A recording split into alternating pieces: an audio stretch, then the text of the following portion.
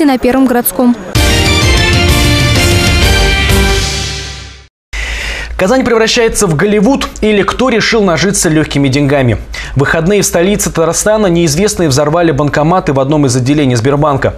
Инцидент произошел на улице Проспект Победы около 5 часов утра. Ограбление имеет, скорее всего, системный характер. Буквально за несколько дней до этого аналогичным образом хотели украсть деньги и в Чистополе. Однако там взрывное устройство не смогло пробить банкомат, и преступники скрылись ни с чем. Тему продолжит Гульназ Гилаева.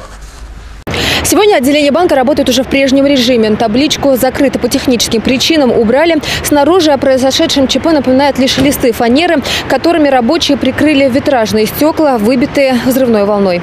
Инцидент произошел в субботу в 5 утра в отделении банка по проспекту Победы. От удара дверь вынесла, а сам банкомат, вспоминают сотрудники обслуживающей организации, превратился в груду металлолома. А вокруг на парковке лежали купюры номиналом в 500 и 1000 рублей. Нас сюда тоже не пускали, когда банкоматы вывозили. А сколько банкоматов вообще пострадало? Ну, один точно. Я думаю, второй, который рядом стоял, думаю, тоже пострадал. По словам очевидцев, подоспевшие на место инцидента охранники увидели отъезжающих на белой иномарке двоих молодых людей. Их же видели и работники круглосуточного магазина. А вот многие жители близлежащих домов взрыв даже не слышали. У нас из соседей, насколько я знаю, вообще никто не просыпался ночью, никто ничего не слышал. Хотя у меня ребенок маленький, я каждые 2 часа просыпаюсь. Ни звуков, ничего не было никаких. Мы сами в 8 утра узнали только от полицейских. Нет, не слышала. А прям неподалеку вы здесь прям живете? Рядышком с соседним домом. А, ну то есть совсем вообще близко, да? Да. Вы тоже ничего не знаете? Нет. От вас первый раз слышала.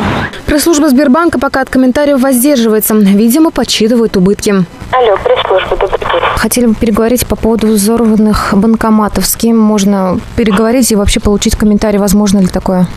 Напишите запрос на media@sberbank.ru. Факт хищения кассет с деньгами подтвердили сотрудники правоохранительных органов, но от официальных комментариев также пока отказываются, ограничившись лишь короткой заметкой на сайте ведомства.